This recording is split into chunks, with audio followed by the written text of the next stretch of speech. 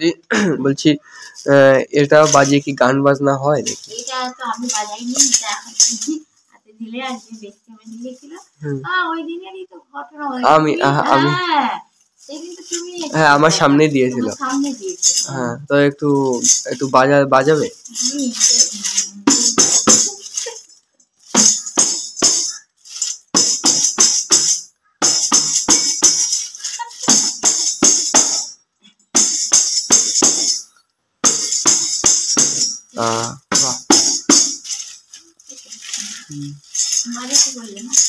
হ্যাঁ দেখি।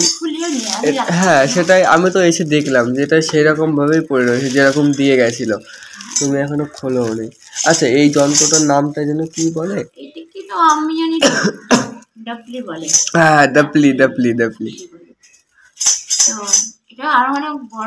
আচ্ছা তোমার বাদ্যযন্ত্রের মধ্যে কোন বাদ্যযন্ত্রটা বেশি পছন্দ? মানে গিটার, তবলা, অনেক রকম তো থাকে, এবার তোমার কোন যন্ত্রটা বেশি পছন্দ?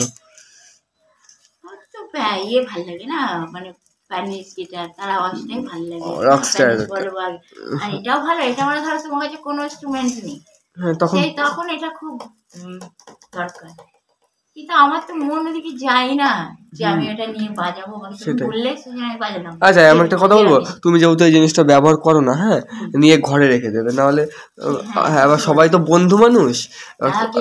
হ্যাঁ সেটা, তুমি এটা সাবধানে রেখে দিও বুঝলে, এখানে এইভাবে রেখো না।